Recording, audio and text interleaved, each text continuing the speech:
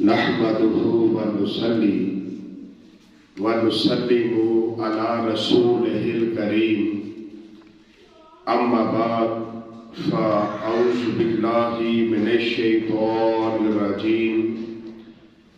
بسم الله الرحمن الرحيم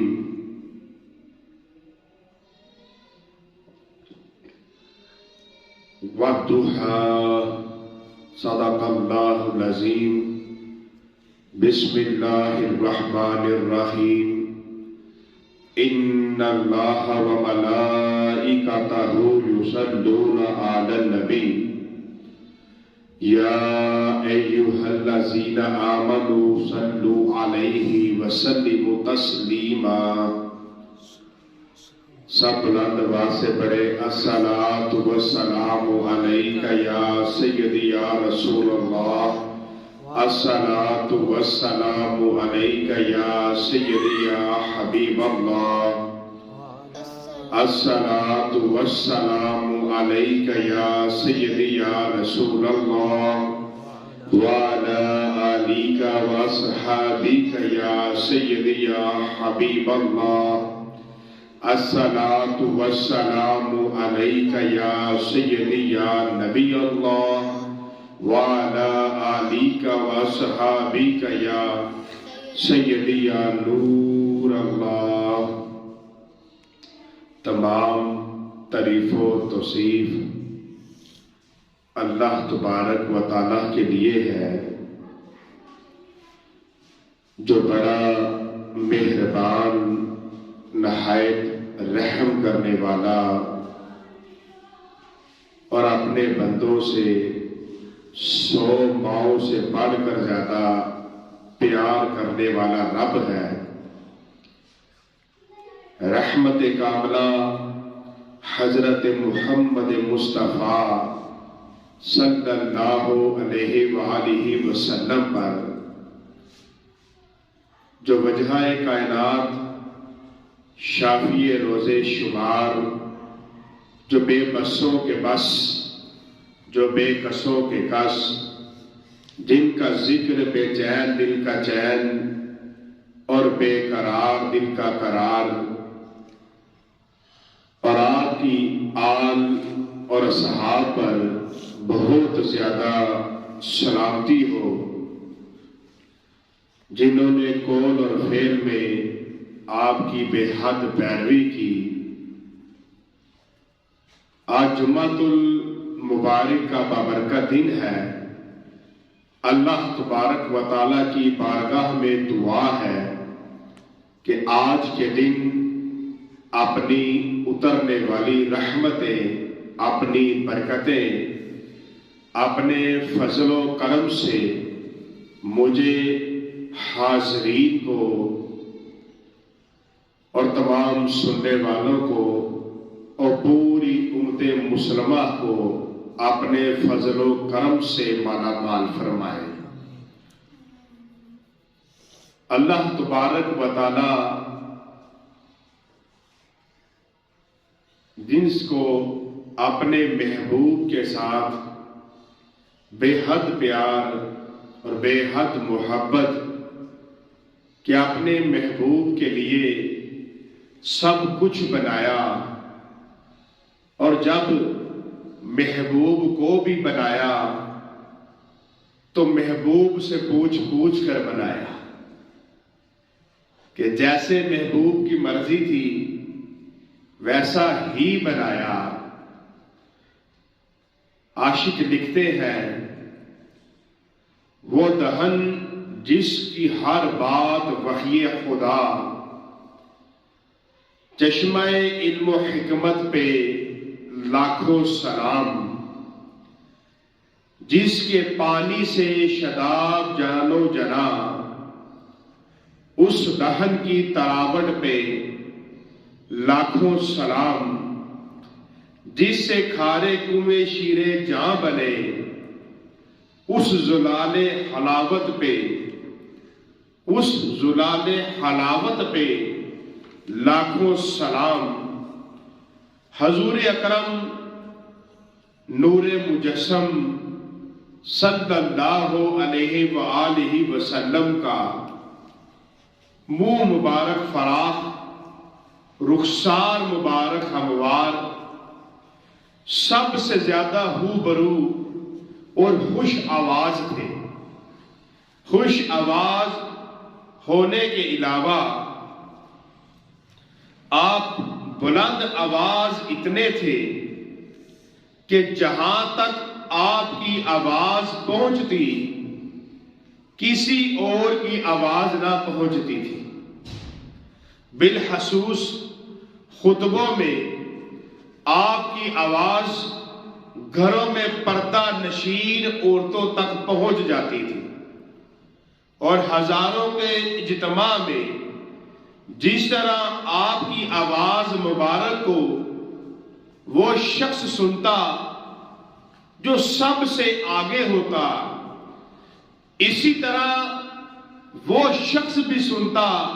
جو سب سے پیچھے ہوتا۔ وہ بجلی کا کڑکا تھا یا سوت ہادی، عرب کی زمین جس نے ساری ہلا دی، جس میں نہریں ہیں شیر و شہد کی روا، اس گلے کی نظارت پہ لاکھوں سلام۔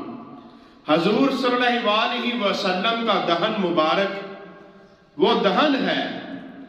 جس سے ایک حرف بھی ایسا نہیں نکلتا جو خواہش نفسی پر مبنی ہو، بلکہ آپ جو کچھ بھی فرماتے ہیں وہ اللہ کی وحی اور اس کے حکم کے مطابق ہوتا ہے۔ چنانچہ فرمایا وَمَا يَنطِقُ عَنِ الْهَوَىٰ إِنْ هُوَ إِلَّا وَحْيٌ يُوحَىٰ، اور وہ تو کوئی بات اپنی خواہش سے نہیں کرتے، وہ تو نہیں مگر وہی جو انہیں کی جاتی ہے۔ حضرت ابو ہریرہ رضی اللہ تعالیٰ عنہ فرماتے ہیں کہ حضور صلی اللہ علیہ وسلم نے فرمایا جو خبر بھی میں تمہیں دیتا ہوں وہ بلا شبہ اللہ کی طرف سے ہوتی ہے، اور اس میں کوئی شک و شبہ نہیں ہوتا کہ نبی علیہ السلام کی ذات مبارکہ ایسی کمال ذات مبارکہ کہ آپ اپنی زبان مبارک سے جو بھی فرماتے ہیں تو اللہ نے فرمایا وَمَا يَنطِقُ عَنِ الْهَوَىٰ إِنْ هُوَ إِلَّا وَحْيٌ يُوحَىٰ، اور وہ تو کوئی بات اپنی خواہش سے نہیں کرتے، وہ تو نہیں مگر وحی جو انہیں کی جاتی ہے، کہ اللہ کے محبوب جو بولتے ہیں، جو فرماتے ہیں، جو بات کرتے ہیں، اللہ تبارک و تعالیٰ نے سورۃ النجم کے اندر فرما دیا، قرآن مجید کے اندر فرما دیا کہ میرے محبوب تو بولتے بھی میری مرضی سے ہیں، کہ محبوب بولتے بھی اللہ کی مرضی سے ہیں۔ اور حضرت ابو ہریرہ رضی اللہ تعالیٰ عنہ سے روایت ہے کہ حضور صلی اللہ علیہ وسلم نے فرمایا میں سوائے حق کے اور کچھ نہیں کہتا۔ اس پر بعض صحابہ نے کہا یا رسول اللہ کبھی کبھی آپ ہم سے خوش طبی بھی تو فرماتے ہیں، یعنی جیسے عام لوگوں میں کہتے ہیں مزاح فرمانا، تو نبی علیہ السلام نے فرمایا کہ اس وقت بھی میرے منہ سے حق کے سوا کبھی کچھ نہیں نکلتا۔ ادھر تو لوگ کسی کے اندر بات وہ عیب نہیں ہوتا، وہ بات نہیں ہوتی تو ویسے ہی بات بتاتے ہیں اور اگلے کی عزت کو خراب کرنے کی کوشش کرتے ہیں، اس کو کہتے ہیں مذاق کرنا۔ کسی کی عزت کو خراب کرنا یہ مذاق ہوتا ہے، تو مذاق کرنا گناہ ہے۔ مزہ ہوتا ہے کہ ایسی بات کرنی جس سے ساری ہنس پڑے، ساری مسکرا پڑے، سارے خوش ہو جائے، اس کو کہتے ہیں مزاح کرنا،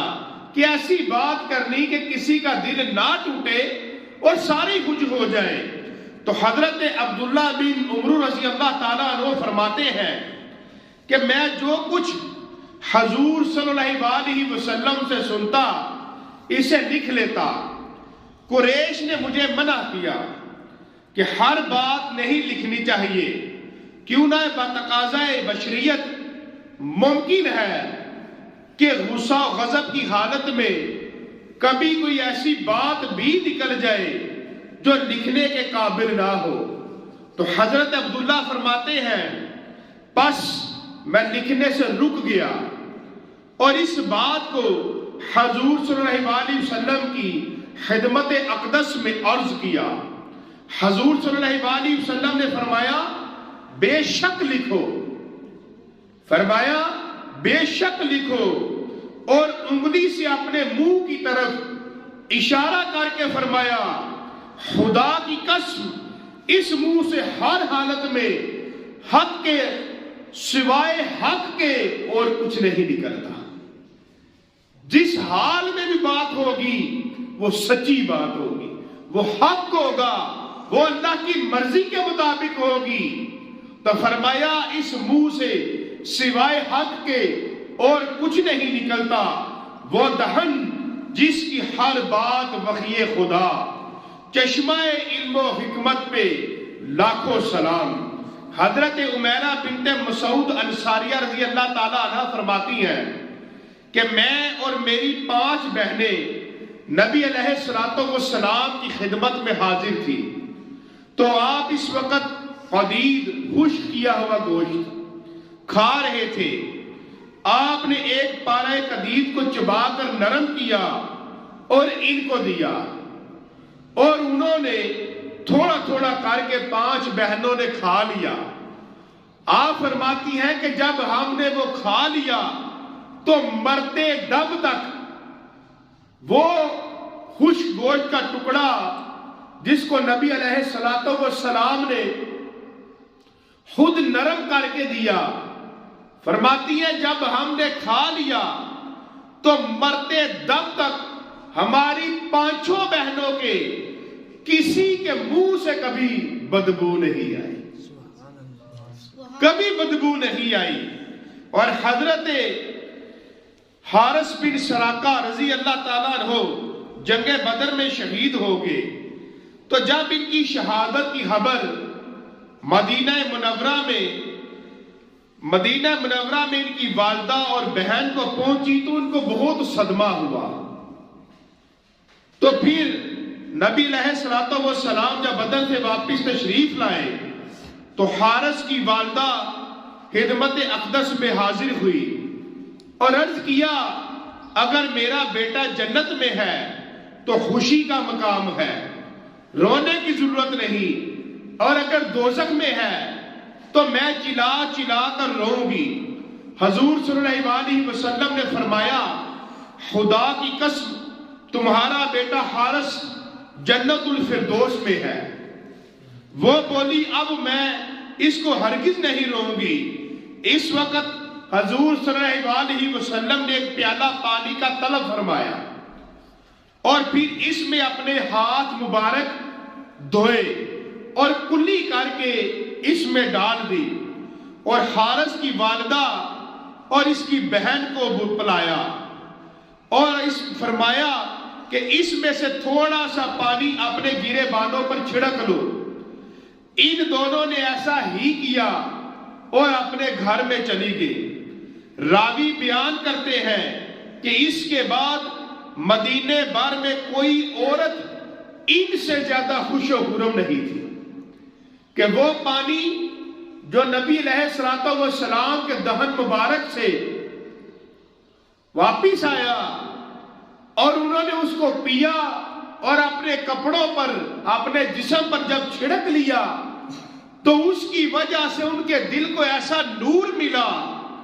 ایسا اطمینان ملا کہ پورے علاقے کے اندر ان سے زیادہ کوئی خوش اور خرم نہیں تھا۔ خوشی اور غم آدمی کی اختیاری چیزیں نہیں، جب خوشی اور غم کے سباب قائم ہو جائے تو خوشی اور غم کا ہونا لازم ہے۔ جیسے سردیوں کا موسم ہے تو ہر انسان کو سردی ضرور لگے گی، گرمیوں میں گرمی ضرور لگے گی، اسی طرح جب انسان کو خوشی آئے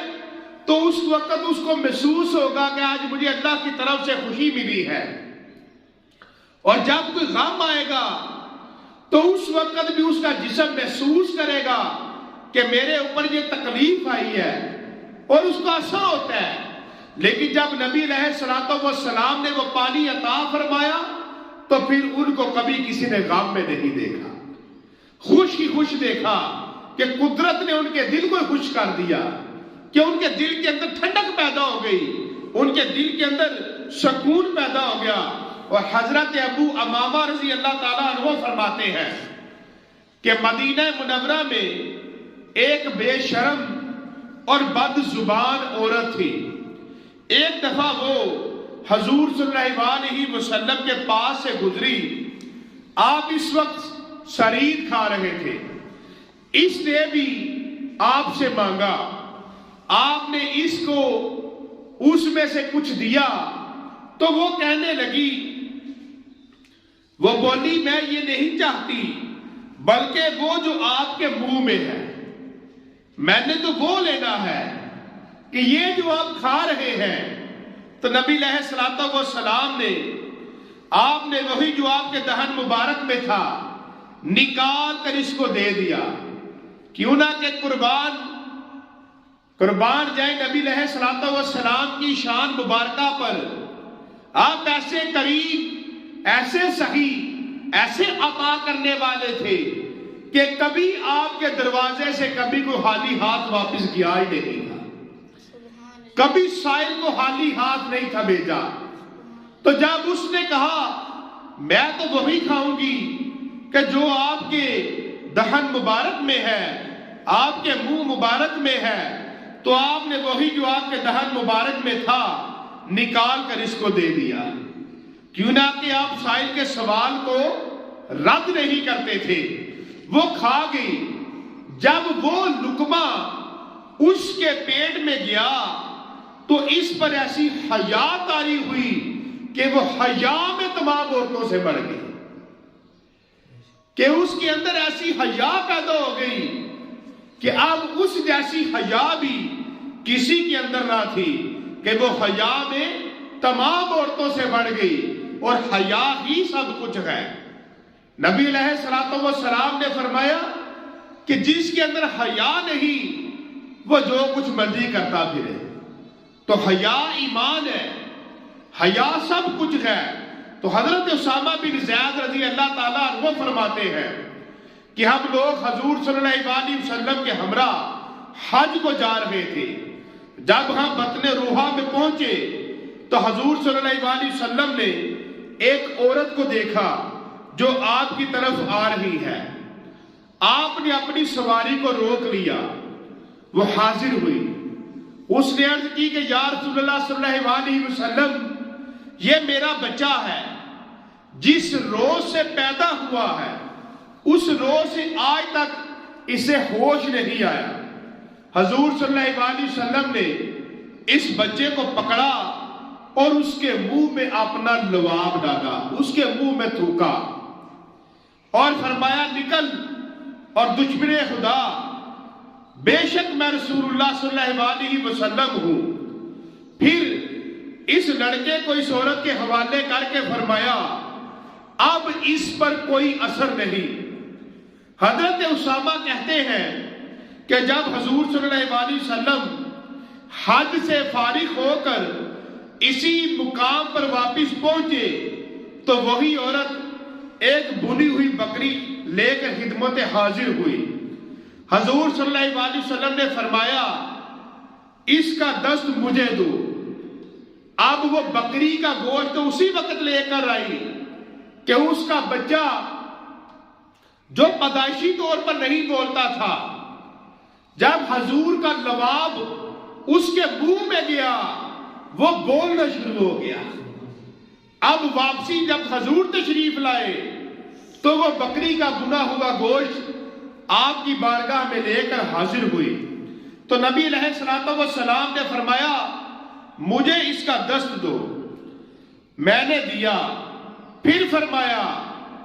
اس کا دست مجھے دو، میں نے دیا۔ پھر فرمایا اس کا دست مجھے دو، میں نے عرض کی یا رسول اللہ صلی اللہ علیہ وآلہ وسلم اس کا دست، یا رسول اللہ دست تو دو ہی ہوتے ہیں جو میں آپ کو دے چکا ہوں۔ فرمایا قسم ہے اس ذات کی جس کے قبضہ قدرت میں میری جان ہے، اگر تم چپ رہتے تو جب تک میں دست مانگتا رہتا تم مجھے دیتے رہتے۔ فرمایا تم دیتے رہتے تو حضور صلی اللہ علیہ وسلم کو دست کا گوشت بہت مرغوب تھا، اس لیے صحابہ کرام اکثر دست ہی پیش کیا کرتے تھے۔ حضور صلی اللہ علیہ وسلم مقرر طلب فرمایا کرتے تھے۔ جب تیسرے دست کی طلب کی نوبت پہنچی تو بتقاضۂ بشریت و عادت صحابہ بھی اسی طرح عرض کرتے کہ جانور کے دو ہی دست ہوتے ہیں، مگر حضور صلی اللہ علیہ وسلم ان سے فرماتے اگر تم دینے کا قصد کرتے تو میں جتنی بار طلب کرتا تم دیتے ہی رہتے۔ ایسی شان والے آقا تھے۔ اسی طرح حضرت اسامہ سے بھی تیسری بار بکری کا دست طلب فرمایا اور انہوں نے اسی طرح وہ بات عرض کر دی۔ اب یہاں خاص طور پر توجہ کی ضرورت ہے کہ یہ کلام کوئی معمولی کلام نہیں بلکہ مخبر و صادق صلی اللہ علیہ وسلم کا کلام ہے، اور آپ اس امر کی خبر دے رہے ہیں کہ تم اگر تیسری بار بھی دست دینے کا قصد کرتے تو ضرور دیتے۔ پھر اس خبر کو بھی قسم کے ساتھ موقع فرمایا، اور ممکن نہیں کہ حضور صلی اللہ علیہ وسلم کی کوئی خبر معاذ اللہ جھوٹی ہو سکے۔ ویسے یہ بات حیرت انگیز ہے کہ تیسرا دست جو یقیناً معدوم تھا اگر اس کا وجود ہوتا تو کس طرح ہوتا، کیونکہ حضور فرما رہے ہیں کہ اگر میں کہتا تو تم دیتے رہتے اگر تم یہ بات نہ کرتے۔ ظاہری اسباب تحلیق تو بالکل منعقود ہیں، اور پھر جس سے طلب فرمایا اس میں یہ صلاحیت اور قدرت نہیں کہ پیدا کر کے دے، مگر دیتا ضرور۔ معلوم ہوا کہ حضور سید المرسلین محبوب رب العالمین صلی اللہ علیہ وسلم کا تصور فرمانا ہی اس کے وجود کے لیے کافی تھا کہ حضور دست کا تصور فرماتے تو وہ پیدا ہو جاتا، اور پکا ہوا ہنڈیا کے اندر ادھر تصور ہوتا ادھر حق تعالیٰ پیدا فرما دیتا۔ جس طرح جنت میں وجود اشیاء کے لیے صرف تصور کافی ہوگا کہ جنت کے اندر انسان صرف تصور کرے گا کہ مجھے یہ چیز مل جائے اور وہ چیز اس کے پاس آ جائے گی۔ تو اسی طرح اللہ تبارک و تعالیٰ نے اپنے محبوب کو یہ ساری شانیں عطا فرمائی، اولیاء اللہ نے یہیں سے بات سلوک میں داخل کر دی۔ وہ فرماتے ہیں کہ مرشد کامل جو کچھ ارشاد اور امر کرے اس پر بغیر چونو چرا کے عمل کرنا، اور نہ ہو سکے تو کم از کم اس پر آمادگی ظاہر کرنا ضروری ہے۔ نبی علیہ الصلوۃ والسلام کی ذات مبارکہ حضرت عمران فرماتے ہیں کہ جب ان کے پخانوں کا منہ باندھ دیا گیا تو خدا کی قسم یوں معلوم ہوتا ہے کہ پہلے سے زیادہ بڑھی ہوئی ہے۔ حضور صلی اللہ علیہ وسلم آپ نے حضرت عمران بن حسین فرماتے ہیں کہ ہم نبی علیہ الصلوۃ والسلام کے ساتھ ایک سفر میں آپ کے ہمراہ تھے اور پانی ختم ہو گیا اور سب کو سخت پیاس لگی۔ جب لوگ سخت پیاسے ہوئے تو نبی علیہ الصلوۃ والسلام کی خدمت میں پیاس کی شکایت کی تو نبی علیہ الصلوۃ والسلام نے حضرت علی شیر خدا کرم اللہ وجہہ اور ایک شخص کو بلا کر فرمایا کہ تم دونوں جاؤ، تمہیں فلاں مقام پر ایک عورت پانی کے 2 پخانے یعنی بڑی مشکیں لاتے ہوئے اونٹ پر سوار ملے گی، اس کو میرے پاس لے آنا۔ وہ دونوں حضرات گئے اور انہوں نے اسے پا لیا اور پوچھا کہ پانی کہاں سے لائی ہو؟ اس نے کہا کہ میں کل اس وقت وہاں سے چلی تھی۔ انہوں نے کہا کہ تجھے رسول اللہ صلی اللہ علیہ وسلم بلاتے ہیں۔ اس نے کہا کون رسول اللہ؟ وہی جنہوں نے نیا دین نکالا ہے۔ انہوں نے کہا وہ اللہ کے سچے رسول اور حق لے آئے ہیں اور اس کو ساتھ لے کر آگے۔ نبی علیہ الصلوۃ والسلام نے پانی منگوایا اور انہیں پکھالوں سے پانی لے کر اس میں کلی کی اور اس کو انہی پکھالوں میں ڈال دیا اور لوگوں میں اعلان کر دیا کہ آؤ اور خود بھی پیو اور جانوروں کو بھی پلاؤ۔ چنانچہ سب لشکر نے پیا اور پلایا۔ وہ عورت کھڑی سب کچھ دیکھتے رہی۔ حضرت عمران فرماتے ہیں جب ان پکھالوں کا منہ بند آ گیا تو خدا کی قسم یوں معلوم ہوتا تھا کہ پہلے سے زیادہ بری ہوئی ہے، کہ جب ان مشکوں کا منہ بند آ گیا تو وہ پہلے سے زیادہ بری ہوئی ہے۔ حضور صلی اللہ علیہ وسلم نے فرمایا کہ اس عورت کو کچھ جمع کر دو۔ چنانچہ کھجورے، آٹا، ستو، بہت کچھ اس کو جمع کر دیا گیا کہ اس کا پانی بھی بڑھا دیا گیا جو وہ 24 گھنٹے پہلے لے کر چلی تھی، کہ مشکیں زیادہ بڑھ گئی اور پھر اس کو تحفے بھی اتنے دیے کہ اس کا دل جو ہے وہ خوشی سے جائے۔ تو حضور صلی اللہ علیہ وسلم نے سے فرمایا کہ تو جانتی ہے کہ واللہ ہم نے تیرے پانی سے کچھ بھی کم نہیں کیا اور اللہ تبارک و تعالیٰ نے ہمیں بھی پلا دیا۔ راوی فرماتے ہیں کہ وہ عورت اپنے قبیلے میں پہنچی تو اس نے ان سب کو جمع کیا۔ لوگوں نے کہا تجھے کس نے روک لیا تھا؟ وہ بولی عجیب واقعہ پیش آیا کہ مجھ کو 2 شخص اس کے پاس لے گئے جو نیا دین لے کر آئے ہیں،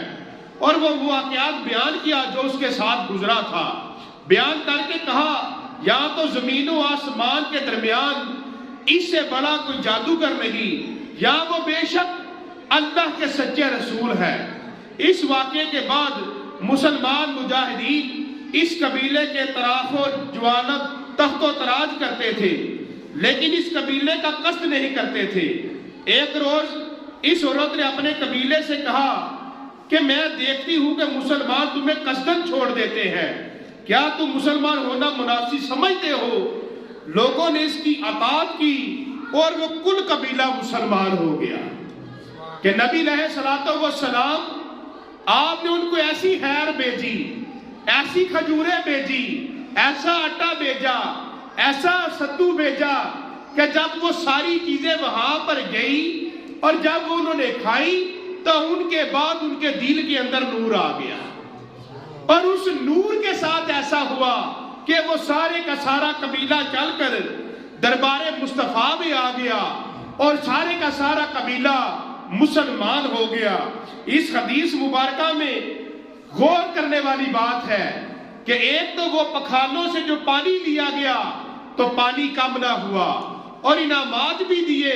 اور ان کو ایمان بھی عطا فرمایا کہ حضور ایسے عطا فرماتے ہیں۔ حضرت نبی علیہ الصلوۃ والسلام آپ کمال اور آپ کا دہن مبارک ایسا کمال کہ آپ نے اپنی زبان مبارک سے جب بھی بات کی، جب بھی کسی سے کوئی بات کی تو ایسے ہی بات کی کہ ٹوٹے دل جڑ گئے۔ کبھی ایسی بات نہیں کی کہ جس کی وجہ سے لوگوں کو سیکھنے کے لیے کوئی اور راستہ ملے۔ نبی علیہ الصلوۃ والسلام آپ ایسا بیان، ایسی باتیں فرماتے تھے کہ کفار بھی وہ کہتے تھے کہ آپ صادق ہیں، آپ کی باتوں میں لذت ہے، آپ کی باتوں میں مٹھاس ہے،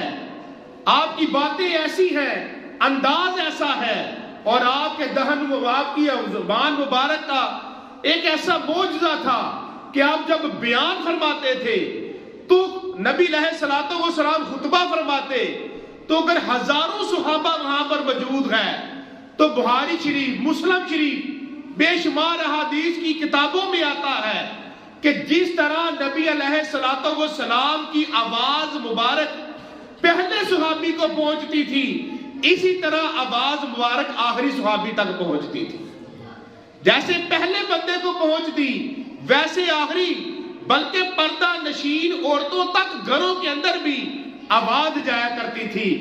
نبی علیہ الصلوۃ والسلام، اللہ تبارک و تعالی ہمیں نبی علیہ الصلوۃ والسلام کے نقشہ مبارک پر زندگی گزار کر اپنی زندگی کو اچھا کرنے کی توفیق عطا فرمائے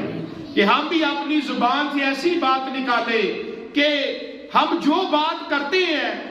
حقیقت میں وہ پلٹ کر ہمارے پاس آتی ہے۔ جب ہم کسی کا بھلا کریں گے تو ہمارے لیے بھی بھلا ہوگا، جب ہم کسی کی برائی کریں گے تو ہمارے لیے بھی برائی ہوگی۔ اللہ تبارک و تعالی ہمیں سرکار کے رستے پر زندگی گزارنے کی توفیق عطا فرمائے۔ وما علینا الا البلاغ المبین۔